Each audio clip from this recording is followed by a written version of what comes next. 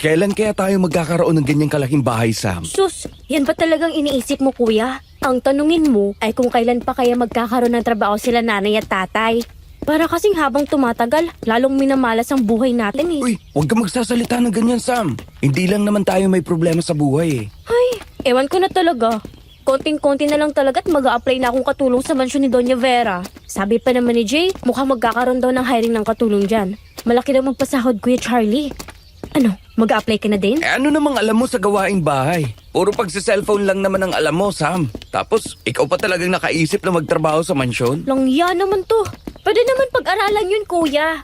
At saka, opportunity na rin yun. Tingnan mo nga sila Ate Label. Katulong lang siya ni Doña Vera dati. Pero ngayon, parang pamilya na daw kung ituring sa loob ng mansyon na yan.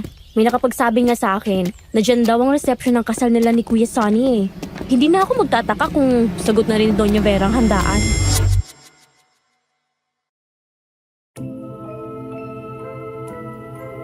Naniniwala ba kayo sa karma? Ano ang gagawin mo kung isang araw malaman mo na kaya pala kahit anong pagsisikap mo sa buhay ay parang pasan mo pa rin ang kamalasan ay dahil sa isang nakaraan na akala mo'y nakalimutan na ng lahat pero hindi pala ng mundo. At ngayon, bumalik na para singilin ka. I-comment ang inyong sagot para mabasa ko dahil ang laman ng kwentong ito ay nagpapakita kung gaano kasakit ang hagupit ng karma. Magandang araw po, Sir Jupiter. Ako nga po pala si Charlie. Isa po akong English tutor at nagtuturo online sa mga batang may iba't ibang lahi. Pero bago po ako maging ganito, hindi ko po malilimutan ang kauna-unahang araw kung saan kinahiligan ko ang pagtuturo. Pero hindi lamang po yun, Sir Jupiter. Dahil kapareho ng panahong ito ay ang mga experience na nagpatibay sa akin bilang tao. At yan ang isishare ko po sa inyo ngayon. Nangyari po ito noon sa probinsya namin. Hindi ko na po babanggitin ang lugar, Sir Jupiter. Babaguhin ko na rin po ang mga pangalan ng mga mababanggit na tao sa kwentong ito para na rin po sa privacy ng lahat. 26 years old pa lang po ako noon. Hindi nakatapos ng kolehiyo dahil sa hirap ng buhay.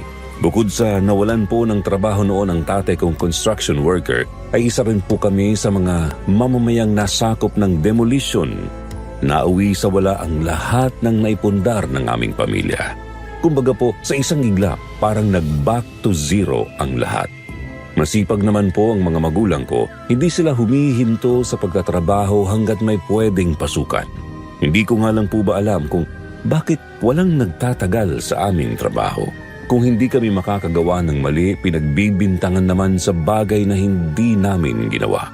Pagkatapos, kami pa ang napatalsik sa trabaho.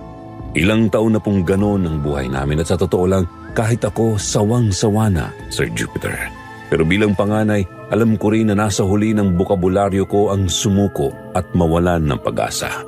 Pero paano ko nga ba lalabanan ang buhay kung ang humihila sa akin pababa ay karma na pala?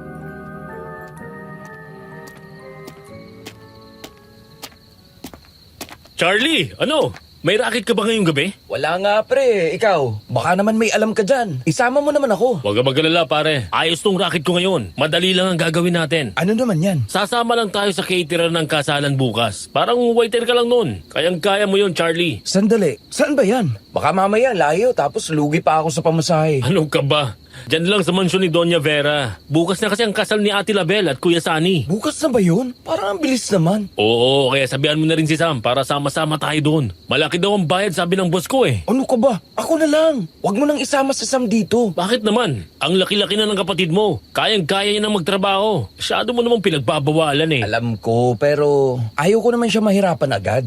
Dapat nga nag-aaral siya ngayon eh. Mukhang gusto na rin naman niyang magtrabaho eh. Pag nakakausap ko nga si Sam, lagi siyang nagtatanong kung naghahanap ng katulong si Doña Vera. Ay, hayaan mo na yun. Basta ako na lang isama mo, Jay. O sige, ikaw ang bahala. Hoy, anong siyang bahala? Ako ang magdedesisyon kung magtatrabaho ako o hindi, no? Isama mo na nga ako dyan, Jay. Hayaan mo si kuya. Sabi mo eh. Anong ginagawa mo dito, Sam? Gabing-gabi na. Alas 7 pa lang, kuya. Ang aga-aga pa. Kaya wag mong asahan na tulog na ako ngayon. Hindi yun ang punto ko. Alam mo namang delikado kapag gabi. Labas ka naman ng labas. Alam mo, kuya, sobrang OA mo na. Malaki na ako. Hindi na ako bata. Kaya ko ng sarili ko. Paano ako matututo kung hindi mo ko inahayaang gawin ang gusto ko? Hindi naman sa ganon, pero syempre, bilang kuya mo, nag-aalala lang naman ako sa'yo. Basta. Okay lang ako. At sa ayaw o sa gusto mo, sasama ako sa catering bukas. Sayang din ang kikitain natin, kuya. Pwede namang si nanay o tatay na lang ang isama ko bukas para dyan eh. Mas kampante pa ako. Napakahina pa naman ang buto mo, kaya wag ka nang sumama. Mamaya may mga kailangang buhati na mabibigat doon. Hindi mo kayanin. Ano naman, kuya? Gagawin ko pa rin. Oo nga naman, Charlie. Pagbigyan mo na tong kapatid mo. Ayaw mo nun. Kung dalawa kayong magtatrabaho, mas malaki ang kikitain nyo at maibibigay nyo sa mga magulang nyo. Hindi mo ako makukumbinse sa ganyan, Jay. Kaya ayoko. Basta. Sasama ako.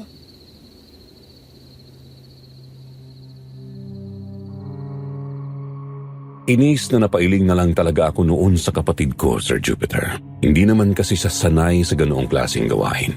Nung bata pa siya, nagkaroon siya ng sakit na anemia at ilang taon ding naka-bed rest. Kaya kahit dalaga na siya noon at sinabing okay naman na, hindi ko pa rin maiwasang mag-alala para sa kanya. Palibhasa ako mismo ang laging nakakasaksi noon sa tuwing bigla na lang siyang mawawalan ng malay. Minsan sa simpleng pagbangon, minsan sa pagtayo lang mula sa higaan. Kaya sa tuwing ipipilit niya ang gusto niya, may kaba agad sa dibdib ko. Pero alam ko rin naman na hindi ko siya pwedeng itali sa takot ko. Hindi ko siya pwedeng pigilan sa bawat desisyong gusto niyang tahakin sa buhay. Malaki na siya noon at may sarili na rin siyang isip, kaya kahit sinasabi kong huwag na siyang sumama, handa na rin ako sa mga gagawin niya para lang suwayin ako. Kinabukasan, sabay nga kaming pumunta sa mansyon para sa trabahong alok ni Jay. Paglapit pa lang namin sa lugar, dinig na dinig ko na noon ang ingay ng mga bisita sa loob. Ang malakas na musika, ang tawanan at ang palakpakan ng dumating na ang bagong kasal sa main door ng bahay. Kahit nasa back door lang kami at hindi namin nakikita ang mismong seremonya, ramdam na ramdam ko ang kasiyahan sa paligid. Hindi ko malilimutan ang tuwa na naramdaman ko noon, Sir Jupiter. Matagal ko nang tinitingnan mula sa malayo ang mansyong iyon, palihim at puno ng paghanga. Kaya naman, ng araw na yun, hindi pa rin ako makapaniwala na nandun na ako nakatayo sa mismong bakuran. Masisilayan ko na ito ng malapitan kaysa sa dati.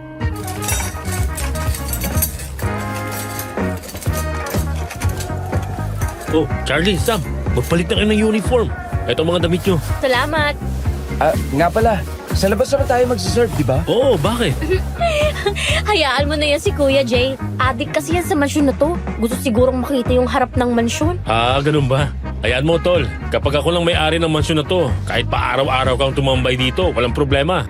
Isa ka pa naman palang delulo rin. Ay naku, makapagbihis na nga lang. Tingnan mo to. Hindi pala naniniwala. Ewan ko sa inyo. Hayaan mo na yun, pare. Libre lang namang mangarap. Pero para kay Sam, kalukuhan lang daw yun. Dami talagang alam ng babaeng yun. Sige, Jay. Magbibihis na rin muna ako. Hoy, iho! Kasama ka ba sa mga nirekomenda ni Jay? Opo. Ay siya, bilisan mo ng pagbibihis. Dumating ng kinasal. Aasikasuhin na ang mga tao. Opo.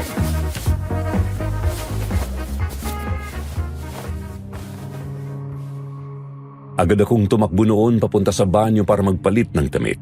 Mabilis ang naging kilos ko habang isinusuot ang puting long sleeve na may munting ribbon sa leeg at itim na slacks. Pagkatapos, inilabas ko mula sa loob ng bag ko ang itim kong sapatos. Masikip na yon sa paa ko dahil gamit ko pa ito noong nag-aaral pa ako. Pero dahil wala naman akong pambili ng bago, kinailangan ko pa rin itong pagtiyagaan para sa gabing yon, Sir Jupiter. Wala rin naman akong ibang pagpipilian at ayoko mapahiya sa trabaho at hiyain si Jay.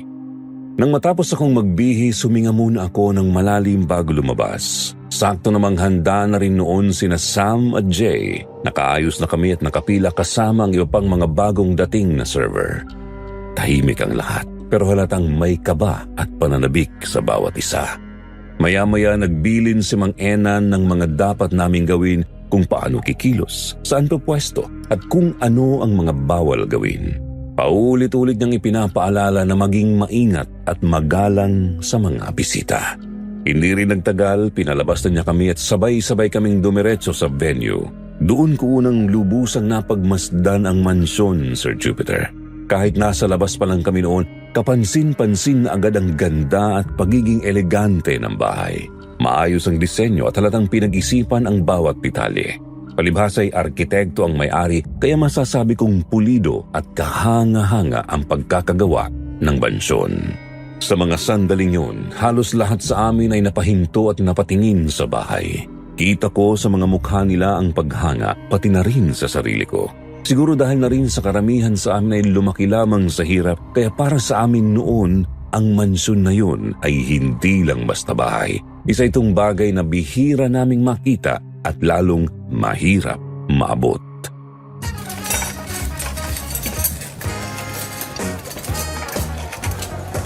Charlie, dito tayo sa BB Range. Dito ako sa kaliwa tapos ikaw naman ang bahala dyan sa kanang bahagi para ipamigay yan. Sige. Good afternoon, everyone. Maraming salamat sa inyong lahat sa pagdalo at pakikisa sa kasal ni Label at Sam.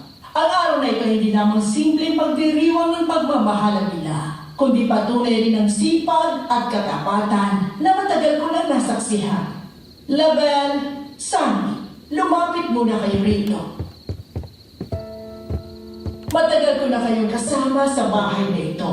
Alam ko kung paano niyo inalagaan ang mansyon at kung paano niyo pinahalagahan ang bawat sulok nito. Nang dahil sa inyong dalawa, naalagaan ng mabuti ang mansyon ito. Sabi ko nga, itong bahay na ito ang saksi sa buhay namin mag-asawa. Kaya naman nang mawala ang asawa ko, ang akala ko talaga ay mapapabayaan ko ng mansyon ito.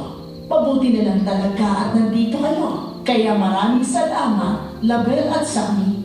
Napakaswerte kung kayo ang mga naging katulong ko. Napakaswerte din po namin sa inyo, Doña Vera.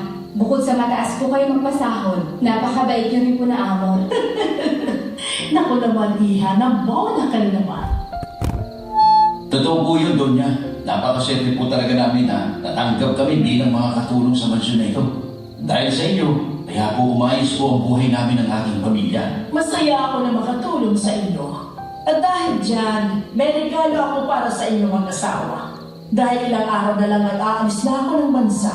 Doon na ako maninirahan kasama ang aking mga anak at wala na akong balak pang bumalik dito. Po, kaya bilang pasasalamat sa inyong katapatan at bilang regalo sa araw ng inyong kasal, ipinamamana ko ang mansyong ito sa inyo, Label at Sam. Doña Vera? Hindi po namin ito matatanggap. Sobra-sobra na po ito. Totoo po yun, Doña Vera. Masyadong marami na po ang naitulong ninyo sa amin. Hindi ko ito ibibigay sa inyo kung alam kong hindi kayo karapat-dapat. At hindi ko rin naman gusto maiwang walang buhay itong mansyon. Pinaghirapan ito ng aking yubaong kasama. At alam kong aalagaan niyo ang bahay na ito gaya ng pag-aalaga niyo sa akin noon. Diyos ko, maraming salamat po, Doña Vera. Malaking pagbabago po sa buhay namin po.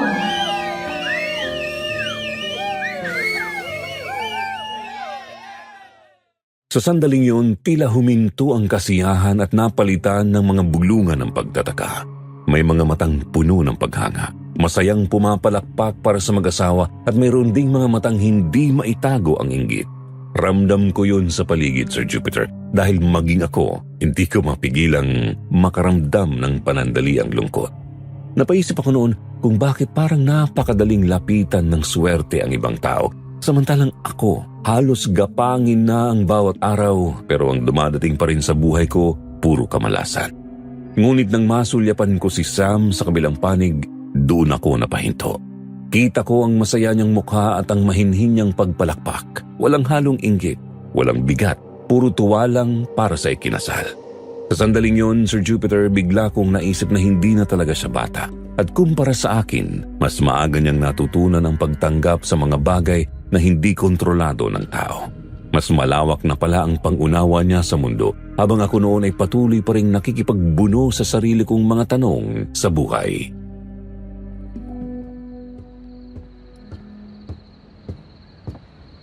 Oh, Jay, bakit ang sumayata ng timpla ng mukha mo bigla? Wala.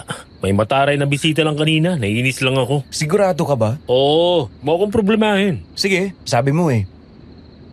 Nga pala, pagkatapos ba nito, makukuha na ba natin agad yung sweldo namin? Oo, lumapit lang kayo kay Mang Enan. Sige, salamat ulit, Jay. Oh, maroon na ako.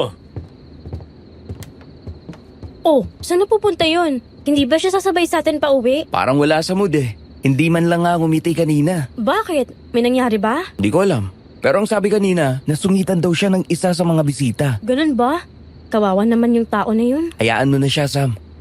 Tara na sa kusina. Kunin natin yung sweldo natin kay Mang Enan.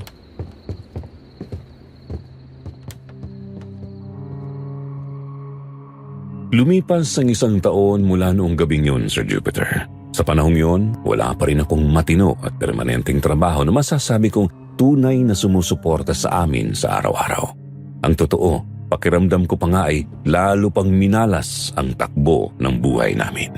Si tatay noon ay nawalan ng trabaho sa talyer bilang mekaniko matapos mapagbintangang nagnakaw ng mamahaling piyesa ng sasakyan. Kahit hindi naman napatunayan na siya talaga ang may gawa. Wala na rin siyang nagawa ng tuluyan siyang patalsikin at hindi na papasukin pa muli. Si nanay naman ay bihira na ring may nagpapalabas sa kanya. Sa madaling salita, sa puntong yun, Sir Jupiter, ako na ang nagdadala ng halos lahat ng pangangailangan ng pamilya namin. Isang gabi, galing ako sa isang racket nang matisod ako sa mga nakakalat na papel sa harap ng pintuan ng bahay.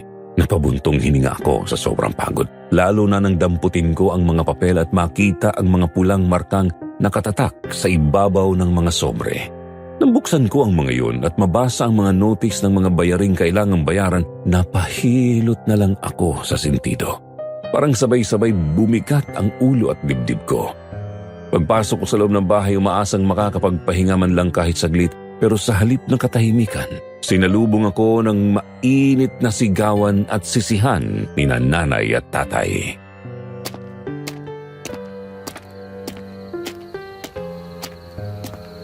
Kasalanan mo kung bakit nangyari to ngayon sa atin, Arman. Napakabatugan mo kasi.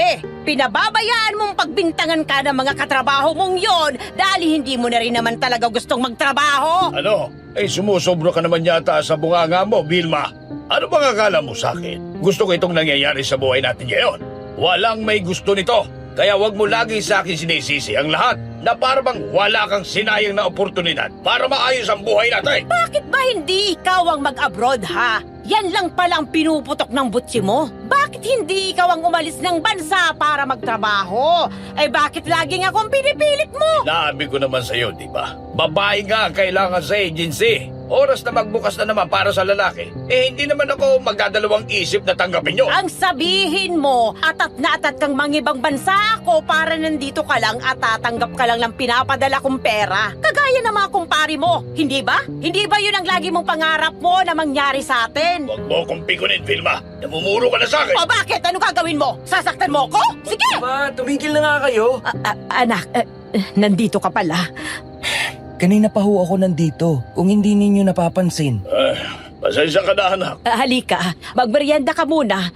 May dinalang pansit kanina si Sam. Galing daw siya sa birthday ng kaibigan niya kanina. Nasaan po si Sam? Hindi ko alam, anak eh. Lumabas din kasi siya kagad kanina. Baka nakatambay lang yun sa mga kaibigan niya. Andali lang ata. Lalabas na muna ako. Ikaw, anak, kumain ka na muna. Hindi na po. Sandali lang po, Nay. Oh, Jay, anong ginagawa mo rito? Magandang hapon po, Nanay Vilma. Magandang hapon naman, iho. Halika, tuloy ka. Nako, ang tagal mong nawala dito ah. Saan ka ba nagpuntang bata ka? May mga inasikaso lang po. Kumusta ka naman ngayon, Jay? Mukhang umaasenso ka na ngayon, ha? Si Raka. Galing lang ako sa isang racket kaya nakatoksido ko. Ano namang racket ang pinagkakaabalahan mo ngayon? Yun na nga, baka gusto mo ng trabaho, Charlie. Oo naman. Alam mo namang lagi kong kailangan ng trabaho eh. Ano ba kasing klase ng trabaho yan? Mag-tutor ka lang, Charlie. Tutor? Aba, teka, hindi yata ako pwede dyan. Wala naman akong degree. Hindi ko naman natapos ang kolehiyo. Pero nakatatlong taong ka naman sa college, hindi ba? Oo. O ayos na yun. Tsaka, hindi naman masaya na magiging amo mo. Yun nga lang, medyo mahirap turuan ang itututor mo, kaya kailangan mo rin ng tiyaga. Kung okay lang na hindi ako nakatapos, bakit naman tatanggihan ko pa yan? Kung tiyaga lang naman ang usapan, alam mo naman na lagi ako may baon yan, tol. Kung sa bagay, Saan ba ako magtuturo pala? dyan lang sa mansyon, Charlie. Kaya hindi mo na puproblemahin ang pamasahe araw-araw. Dahil kayang-kaya mo na maglakarin eh. Sandali, sa mansyon? Sa mansyon ba ni Doña Vera? Oo, saan pa ba? Yun lang naman ang mansyon dito eh. Teka, Di ba si Ate Label at Kuya Sunny na ang may-ari ng mansyon na yon? Sila na nga. Sinong tuturuan ko kung ganon? Ang balita ko, kapapanganak lang naman ni Ate Label. Hindi anak ni Ate Label ang tuturuan mo. Sino pala? Anak ni Kuya Sunny. Yung anak niya sa pagkabinata. Ang alam ko, kaedad lang ni Sam yun eh. Nako, oo. Mabuti naman at kinuha na ni Sunny ang batang yon.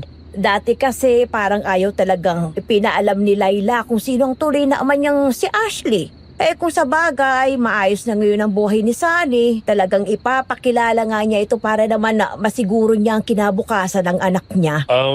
Ang totoo po niyan, patay na po si Ate Layla. Paano? Ang usap-usapan po ay natagpuan na walang buhay sa tabing kalsada. Ang sabi pa nga po wala daw ulo nung nakita nila. Ay, Diyos ko, ano kayang nangyari? Nakakaawa naman pala yung Ashley na yon, kung ganon. Oh, so paano tol? Mauna na ako. Basta bukas pumunta ka sa mansyon mga 9 a.m. Sasabihin ko naman kay Ate Label na ikaw ang nakuha ko para maging tutor ni Ashley. Sige, maraming salamat talaga, Jay. Mabuti na lang talaga at dumating ka dito sa baryo namin. Napakadami mo kasing alam na racket. Ganun talaga pag nag-iisa na sa buhay. Wala naman akong pamilya na kailangan intindihin kaya puro trabaho na lang rin ang iniisip ko. Naku, pagpalain ka nawa ng Diyos dahil napakasipag mong bata ka. Salamat po tita. Mauna na po ako. O siya, sige, mag-iingat ka, iho.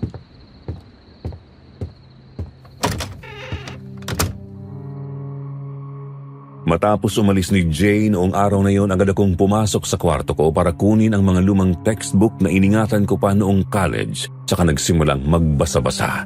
Pilit na inaalala ang mga pinag-aralan na matagal ko nang itinago sa baul. Sa sobrang pagkaabala ko sa pagbabasa at pagre-recall ng mga aralin, hindi ko na malayan ang paglipas ng oras. Napahinto na lang ako nang mapatingin sa orasan at mapansing madaling araw na pala. Kinabukasan, siniguro kong maayos at planchado ang mga damit ko. Pinag-isipan ko ang bawat isusuot ko dahil gusto kong magmukhang presentable. Matapos ang paghahanda, umalis na ako ng bahay at dumiretso sa mansyon kung saan naghihintay na sina Ate Label at Kuya Sunny. Medyo nagulat pa nga ako nang makita ko sila. Siguro dahil abala ako sa sariling buhay at problema noon, hindi ko kaagad napansin ang pagbabago sa mag-asawa na dati ay kapitbahay lang namin. Hindi na sila katulad ng dati na luma ang suot at laging bakas ang pagod sa mukha. Ang araw na yun, kapwa sila nakasuot ng mamahaling damit. Malinis, maayos at halatang bago. Si Ate Label ay parang naglagay pa ng kaunting makeup na lalo pang nagpalitaw sa natural niyang ganda. Sa mga bisig niya ay yakap niya ang isang sanggol habang maaliwalas na nakangiti sa akin nang pagbuksan niya ako ng pintuan.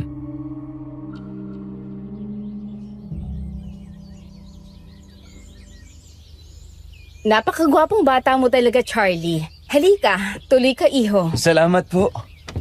Salamat naman at hindi na nahirapan si Jay na humanap ng magtuturo kay Ashley. Matagal na kasi talaga ako naghahanap ng makakatulong sa amin, pero karamihan naman ay hindi tinatanggap ang trabaho pag nalalaman nilang si Ashley ang tuturuan. Bakit naman po? Ito kasi nga ako hindi ko rin matansya minsan ng ugali.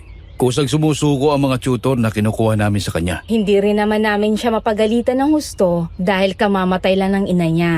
Siguro ay hindi pa siya nakaka-move on sa nangyari. Huwag po kayong mag-alala. Nakahanda naman po ako at saka kailangan ko rin po talaga ng trabaho. Kaya pagsisikapan ko po ito. Salamat naman kung ganon. O siya, halika. Ipapakilala kita sa kanya. Sige po.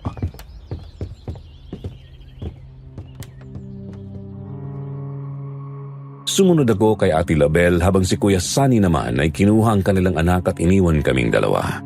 Umakyat kami sa ikalawang palapag ng mansyon at habang naglalakad sa pasilyo, hindi ko napigilang ilibot ang paningin ko sa paligid. Sa laki ng bahay, hindi maikakaila ang nakakamanghang detalye ng bawat bahagi nito. Ang malalaking kortinang nakasabit sa mga bintana, ang mga malalapad na frame ng mga larawan sa pader, ang mga mamahaling muebles na tila nakadisplay sa bawat sulok. Tahimik ang paligid pero ramdam ko ang bigat at lamig ng lugar. Maya-maya, huminto kami sa tapat ng isang pinto. Bago ito buksan ni Ate Label, inayos ko muna ang sarili ko. Huminga ng malalim at pinakalma ang kaba sa dibdib. Nang bumukas ang pinto, agad kaming sinalubong ng isang babaeng nakakunot ang noo. Maputi siya, balingkinita ng pangangatawan at hindi maitatangging maganda siya. Pero kahit hindi pa man siya nagsasalita, naramdaman ko na agad na hindi niya ako gusto. Hindi nga ako nagkamali dahil nang ipakilala ako ni Ate Label, tumalim lalo ang titig ng babae.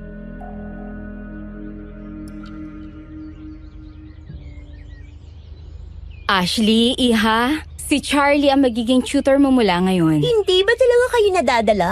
Sinabing hindi ko nga kailangan ng tutor, di ba? Ashley, para rin naman sa'yo to, iha. Sa susunod na buwan, graduating ka pa naman. Ano bang hindi nyo maintindihan sa sinabi ko na hindi ko na nga gustong mag-aral? Alam mong hindi pwede yan. Wala naman kaming pwedeng maitulong sa'yo ngayon kundi ang pag-aralin ka, iha. Saka, ilang taon mong sinikap ito. Kayo ng nanay mo. Hayaan mong tulungan ka namin na matapos ang pangarap mo, Ashley. Hindi ko kailangan ng tulong ninyo.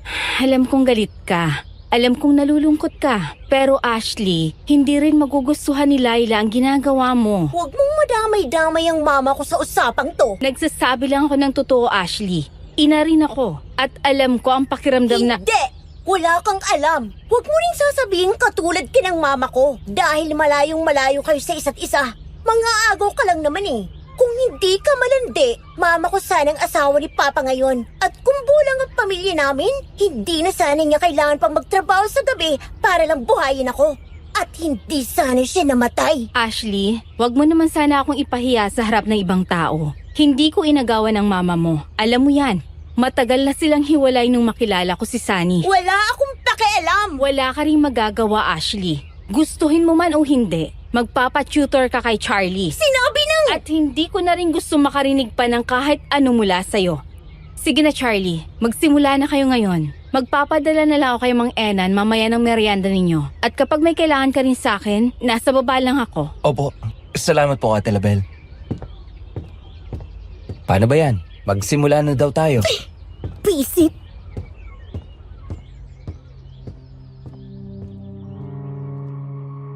Nagkusa na akong pumasok sa kwarto niya noon, Sir Jupiter.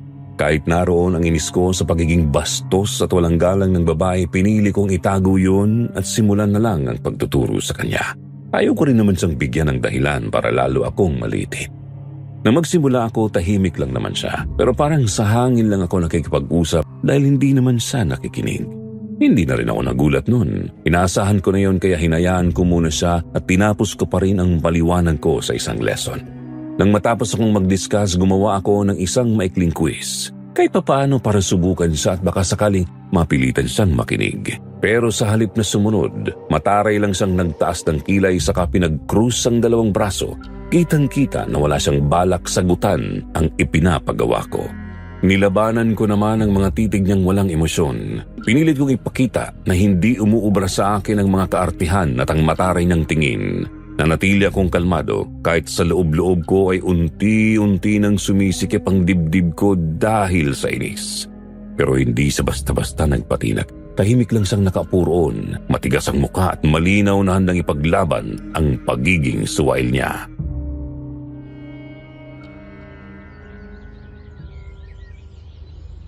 Kailangan mo siguro ng pera kaya ginagawa mo to, no? Oo, kaya ang mabuti pa, kumilos ka na dyan at sagutan mo ang quiz mo. Bakit naman ako susunod sa'yo? Sino ka ba? Mukha nga na ikaw mismo hindi nakatapos ng pag-aaral eh. Kaya bakit naman ako makikinig sa katulad mo? Dahil hindi ko kailangan ng tutor para matuto, sino ba dapat ang dapat na pakikinggan dito? Ikaw? Kaya ka nga nagpapatutor dahil hindi mo alam lahat ng ito, hindi ba? Gusto mo bang mawalan ka ng trabaho? Ang kapal naman ng mukha mong palabasin na bobo ko. Ikaw ang may sabi niyan. Iniinis mo ba talaga ako? Ashley, kung iniisip mo na mapapasuko mo ako katulad ng iba, nagkakamali ka. Malaki ang kikitain ko dito, kaya hindi ako aalis hanggat hindi tapos ang trabaho ko. Kaya ikaw, kung gusto mong matapos na rin ang kalbaryo mo at ayaw mo na ako makita, mag-aral ka at makinig sa akin. Dahil kung magmamatigas ka lang, lalo lang tayong magtatagal. Pero ikaw din, nasa iyo naman yan dahil arawan naman ang kita ko rito. Kaya kung mag-iinarte ka pat patatagalin mo palalo ang tutoring session natin, di mas lalaking kikitain ko. Mas pabor pa sa akin yun.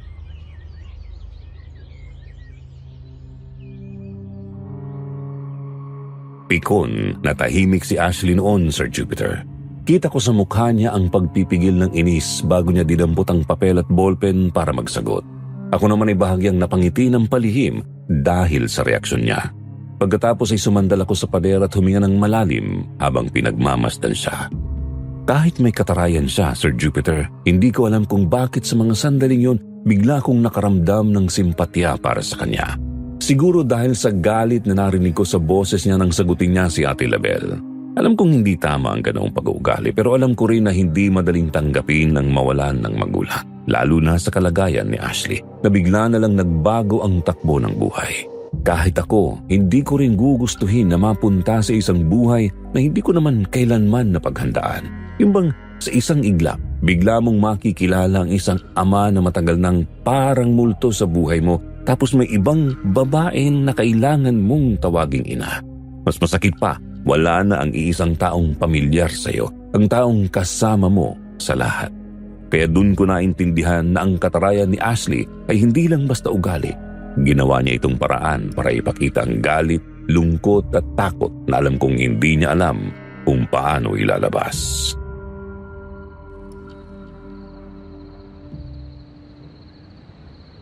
Maraming salamat, Charlie. Hay, mabuti na lang talaga at nagawa mong mapasunod si Ashley kahit papaano. Hindi ko na rin talaga alam ang gagawin ko sa batang yan eh. Naiintindihan ko po kayo. Hayaan niyo po, Ate Label. Siguro naman ay matatanggap rin niya ang nangyari sa nanay niya. Pakiramdam ko po kasi malungkot lang talaga siya eh. Siguro nga. O siya, gagabihin ka na, Charlie. Heto nga pala ang unang sahod mo. Kapag naging maganda ang resulta nito, dadagdagan ko pa yan, Charlie. Maraming salamat po.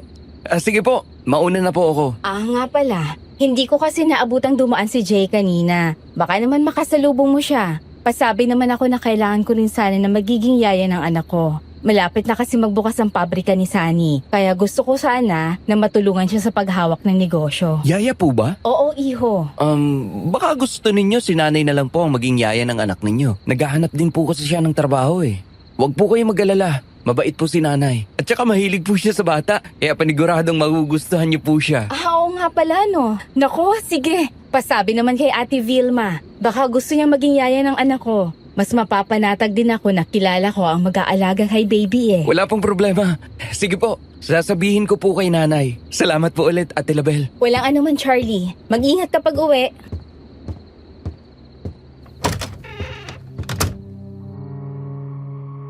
Masaya akong umuwi noon para ibalita kay nanay ang trabahong nakaabang para sa kanya, Sir Jupiter. Pagdating ko roon, agad kong ibinahagi sa kanya ang magandang balita at kitang-kita ko kung gaano siya natuwa. Saglit na lumiwanag ang mukha niya at paramang nabawasan kahit kaunti ang bigat na matagal na naming pinapasan.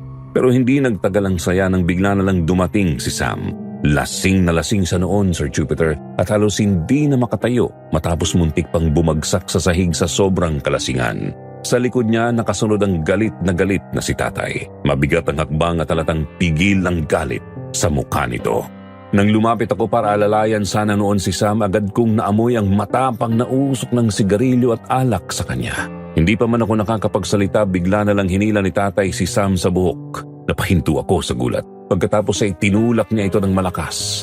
Nasalo ko naman noon ang kapatid ko pero pareho kaming natumba dahil sa lakas ng impact. Bumagsak kami sa sahig, parehong gulat habang ang sigaw ni nanay umalingaw-ngaw sa loob ng bahay.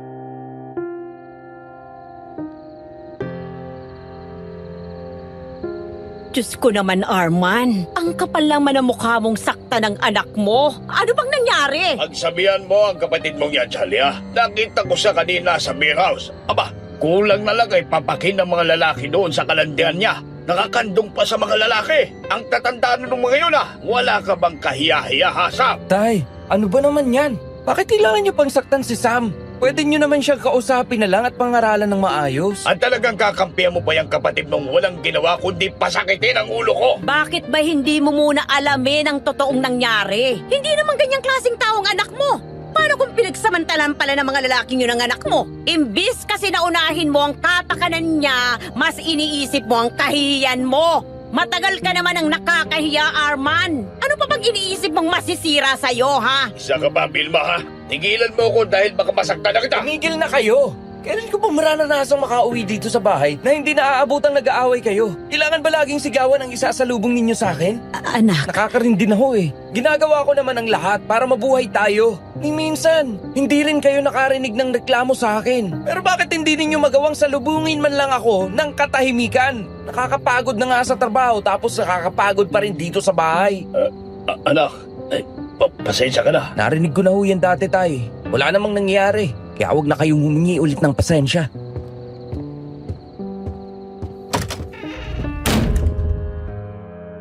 Tinalikuran ko ang mga magulang ko noon, Sir Jupiter.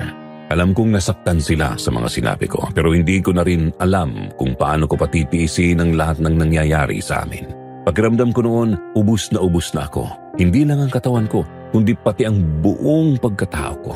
Pagod na akong lumaban at sa gabing yun wala na akong lakas para magpanggap na kaya ko pa ang dinaramdam ko. Sa inis at bigat ng loob ko, dumiretso ako sa burol na madalas naming akyatin ni Sam noon. Yung lugar kung saan tanaw mula sa malayo ang mansyon. Umupo ako roon at tahimik na nakatingin sa madilim na langit. Tandang-tanda ko pa, Sir Jupiter, na puno yun ng mga bituin at parang pinapaalala sa akin na kahit kaunti, may natitira pang pag-asa. Hindi nagtagal, biglang may umupo sa tabi ko. Si Sam yun. Kung ikukumpara sa kalagayan niya kanina, hulas na siya noon. Tahimik lang siya, walang amoy ng alak. Nang sulyapan ko sa kitang-kita ko ang lungkot sa kanyang mukha.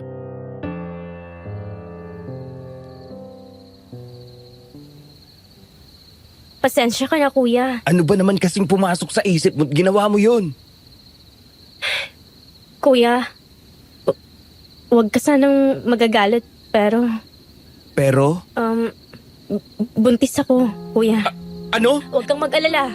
May nakausap na akong manghihilot. Tutulungan niya akong ipalaglag ang bata. Sam, sandali. Hindi magandang biro yan. Hindi naman ako nagbibiro, kuya. Pero Diyos ko, Sam. Nasisiraan ka na ba ng ulo? Ipapalaglag mong anak mo? Bakit? Hirap na tayo sa buhay, kuya. Ayoko na maging pabigat palalo. Ano? Teka, sino bang ama? Hindi mo na kailangang malaman, kuya. Anong hindi? Kapatid kita, Sam. Hindi ko gusto na nangyayari yan sa'yo ngayon. Ano? Papatayin mo ang bata dahil hindi ka pinanagutan ng lalaking nakabuntis sa'yo? Hindi ganun, kuya. Eh ano pala? Ayoko nang malaman pa niyang tungkol dito. Dahil, baka lalo lang niya akong kamuhian. Sam, hindi kita maintindihan. Sabihin mo sa akin kung ano problema mo. Alam mo namang dadamayan kita. Ano man ang mangyari, hindi ba? Ganito na lang. Gusto ko lang malaman kung sinong ama ng pinagbubuntis mo, Sam. Kung hindi mo gustong malaman niya, huwag kang mag-alala. Hindi ko sasabihin kahit kanino. Si Jay, kuya. Siya ang ama ng pinagbubuntis ko. Si Jay? May relasyon kayo ni Jay? Oo, kuya. Pero, hindi niya gustong ipaalam sa'yo. At bakit naman? Hindi ko alam, kuya. Patawarin mo ako. Kasalanan ko to. Alam mo, kausapin mo siya. Kilala ko si Jay. Mabuti siyang tao. Kung talagang mahal ka niya, hindi ka niya pababayaan. Hindi, kuya. Isang linggo na kaming hiwalay. At nung nag-usap kami, nakiusap siya na wag na ako magpapakita sa kanya kahit kailan. Bakit? Hindi ko rin alam, kuya. Naguguluhan na ako. Ayaw ko pang maging ina. Hindi ko pa kaya to. Pero kasalanan ang gagawin mo kung ipapalaglag mong magiging anak mo, Sam. Pero pag itinuloy ko to, baka tuluyan na akong patayin ni tatay. Hindi ko hahayaang mangyari yun, Sam. Isa pa, anak ka niya. Alam kong mapanakit si tatay pero mahal niya tayo. Huwag ka mag-isip ng ganyan. Hindi ko na alam, kuya. Naguguluhan na ako. Sa totoo lang, sumusuko na ako sa buhay natin. Ginagawa ko naman na makakaya ko para makatulong pero bakit sa uli? Parang lagi palpak pa rin ako.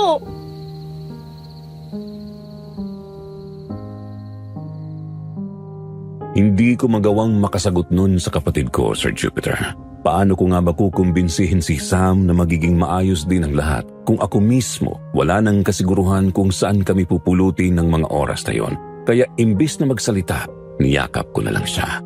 Umaasa akong kahit papaano makakatulong yun na pagaanin ang bigat na dinadala niya. Sa isang banda, hindi ko rin lubos na mapigilan ang inis ko kay Jay. Hindi ko akalaing magagawa niya iyon sa kapatid ko nang hindi ko man lang nalalaman. Ilang beses ko pa naman siyang nakaharap noon na parang nagpapasalamat pa ako sa kanya dahil siya ang nagbukas ng trabahong nakatulong sa pamilya namin. Hindi ko inakalang sa likuran ko ay may ginagawa na pala siyang katarantaduhan na tuluyang sisira sa buhay ng kapatid ko. Matapos niyang pagsamantalahan ang kahinaan ni Sam, iniwan niya ito ng walang malinaw na paliwanag. Ang mas masakit pa doon, wala man lang akong nagawa para pigilan ang lahat.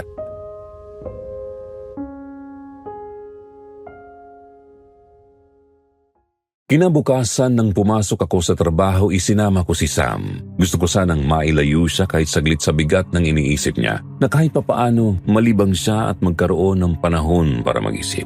Lalo na kailangan niyang magdesisyon tungkol sa batang dinadala niya na alam kong hindi niya kayang harapin ng mag-isa ng mga oras na yon.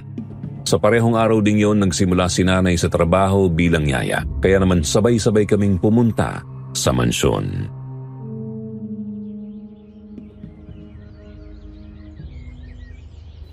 Nako, nandito na pala kayo. Magandang umaga, madam. Naku, Ate Vilma, label na lang po. Saka saktong-sakto at nandito ka na. Paalis kasi ako ngayon. Kailangan ako ng asawa ko sa pabrika. Pwede ka na ba mag-start ngayon? Oo naman, walang problema yon. Salamat talaga, ate. Mabuti na lang talaga at nabanggit ko kay Charlie na kailangan ko ng yaya. Mas panatag akong kilala ko ang pag-iiwanan ko kay baby. Nako, oo. Ganyan na ganyan din ako nung maliit pa ang mga anak ko. Hirap akong iwanan sila sa ibang tao. O siya, medyo nag-iiyak na lang ngayon si baby. Kagabi kasi medyo may sinat siya. Pero sabi naman ng doktor ay maayos na siya ngayon. Pagpasensyahan mo na lang muna, Ate Vilma, ha? Importante kasi ang lakad ko ngayon eh. Oo naman. Malaking tulong sa amin ng trabahong to eh. Kaya ako nang bahala sa kanya. Salamat. Nga pala, Charlie, puntahan mo na lang si Ashley sa taas. Hinihintay ka na niya doon. Sige po. O siya, mauna na ako. Sandali lang po.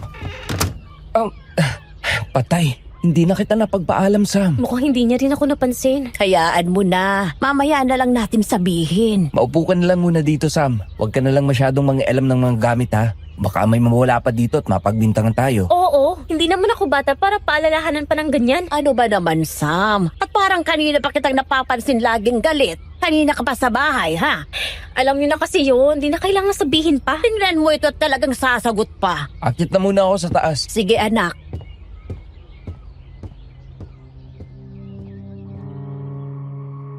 Pag-akyat ko sa ikalawang palampag, pinuntahan ko agad ang kwarto ni Ashley. Laking gulat ko nang abutan ko siyang maayos na nakaupo sa study table, tahimik at parang naghihintay talaga sa pagdating ko.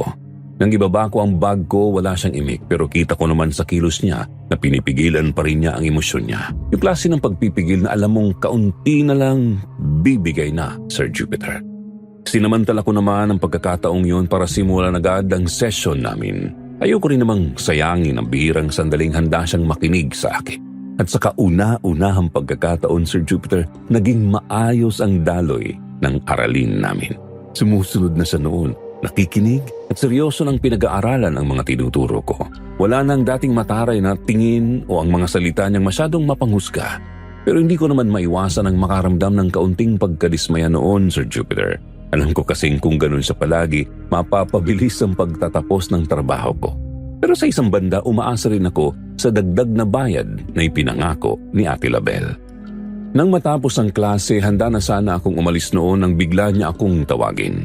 Napahinto ako at lumingon. Kita ko siyang nakatayo sa harap ng bintana. Tahimik na nakatanaw sa hardin sa labas. May liwanag ng araw na pumapasok sa silid at tumatama sa mukha niya kaya lalo siyang nagmukhang payapa kumpara sa nakasanayan kong itsura niya tuwing may lecture kami.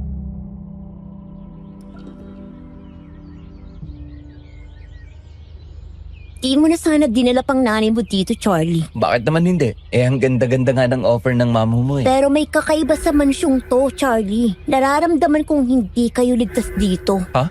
Anong ibig mong sabihin? Ayokong takutin ka pero may halimaw sa bahay na to.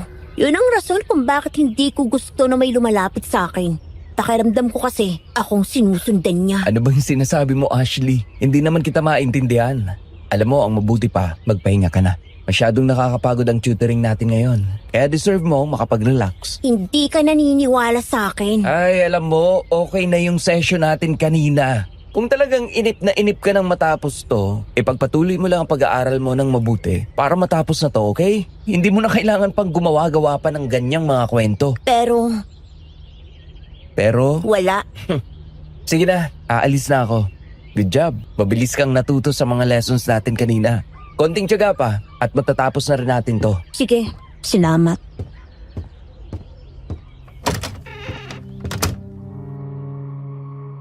Isang simpleng ngiti ang iniwan ko noon kay Ashley, Sir Jupiter. Wala na akong ibang sinabi pa at tuluyan na akong bumaba para hanapin si nanay at magpaalam sa kanya. Wala pa rin kasi si Auntie Label ng mga oras na yon, kaya alam kong mahuhuli si nanay na gawi. Pagod na rin ako at inaantok na, kaya ang balak ko na lang sana sabihan si tatay na sunduin si nanay kapag pauwi na ito.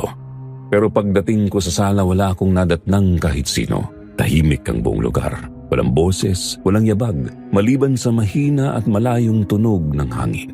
Habang sinusubukan ko silang hanapin, doon ko lang tuloy ang napagtanto kung gaano talaga kalaki ang mansyon. Sa sobrang lawak nito, madaling maligaw ang isang taong hindi pa sanay sa loob. Katulad ko, na ang alam lang noon ay ang living room at ang kwarto ni Ashley. Mabuti na lamang dahil nagawa kong makarating sa kusina kung saan abala si Mang Enan sa pag-aayos ng mga groceries sa loob ng ref.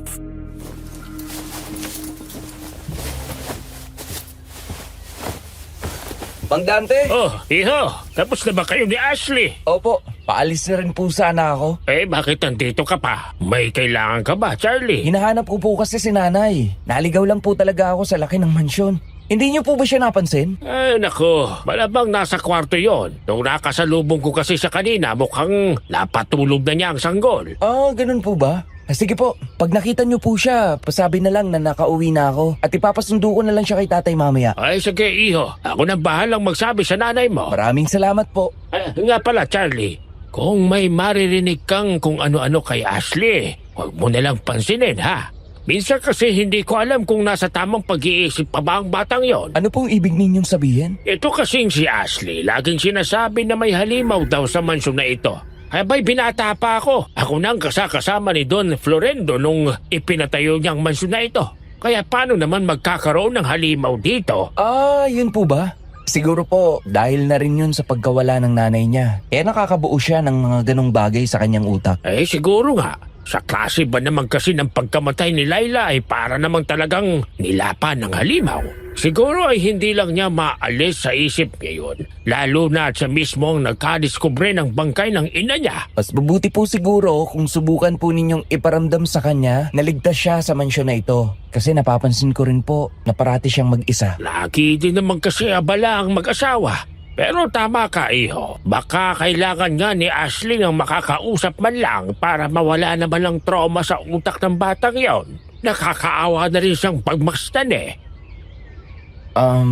Sige po. Medyo pagod na rin po kasi ako, Mang Enan. Mauna na po ako. Ay, sige, iho. Pasensya na at naabala pa kita. Nakwento ko lang naman sa'yo para hindi ka na magulat o matakot kapag narinig mo yan kay Ashley. Salamat po, Mang Enan.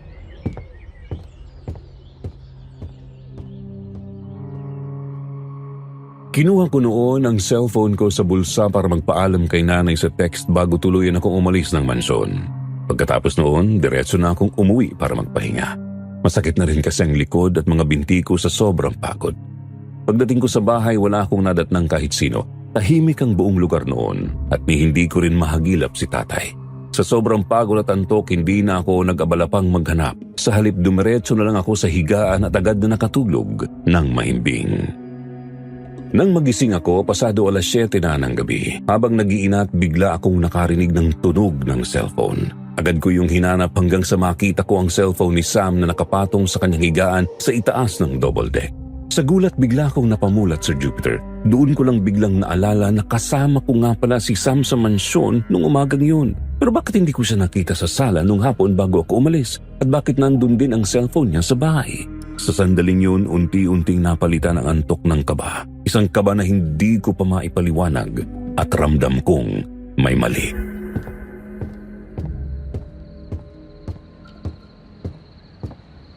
Sam? Sam, ikaw ba yan? Oh, Tay. Ikaw pala. Saan ho kayo galing? Pumunta ako sa pagbubukas ng pabrika ni Nabel at Sunny. Kumusta naman po? Ayos naman, anak. Sinubukan kong mag-apply ng trabaho doon. Sana nga lang ay matanggap ako. Ah, ganun po ba? Matatanggap po yan. Nasa na ang nanay mo tsaka ang kapatid mo? Nasa mansion pa po sila, Tay. Maaga po kasing natapos ang trabaho ko kanina kaya umuwi na ako. Ganun pa. Sige. Ay, ako na ang susundo sa kanila doon. Sandali po, Tay. Bakit anak? Pasensya na po pala sa pagsagot ko sa inyo nung nakaraang gabi. Nadala lang talaga ako ng emosyon ko, Tay. Wala yon. Alam ko namang kasalanan ko rin na naging mainit masyado ang ulo ko. Pasensya na kayo sa akin, anak. Kay Sam po sana kayo humingi ng pasensya, Tay. Alam kong mas kailangan niya yun sa puntong ito. Bakit mo naman nasabi yan? Kasi po... Hello, Nay. Anak, pasabi sa tatay mo na hindi ako makakauwi ngayon. Gagabihin daw sila Label, kaya hindi pa ako makakaalis. Ganun po ba? Sige, Nay. Sasabihin ko na lang kay tatay. Sige, anak. Si Sam pala, Nay. Pwede ko ba siya makausap saglit? Si Sam? Bakit mo naman hinahanap dito si Sam? Hindi mo ba siya kasama kanina pag-uwi mo? Po? Hindi po, Nay Wala po ba siya dyan sa mansyon? Wala, anak. Kanina ko pa nga siya hindi nakikita dito. Kala ko naman isinama mo na kanina nung umuwi ka. Hindi po, Nay. Tawagan mo kaya, anak. Naiwan nga po niyang cellphone niya dito sa bahay, Nay. Baka naman nainip na yun at umalis na kaninang tanghali pa, Charlie. Malamang ay nasa mga kaibigan na naman niya yun. Siguro nga po. Sige, anak. Ibababa ko na muna ang tawag. Opo.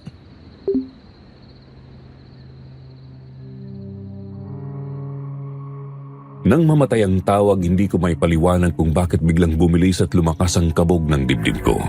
Hindi ako mapakali. Pabalik-balik ang isip ko sa kung ano-ano at maging si tatay halatang nahahawa na rin sa pagpapanik ko.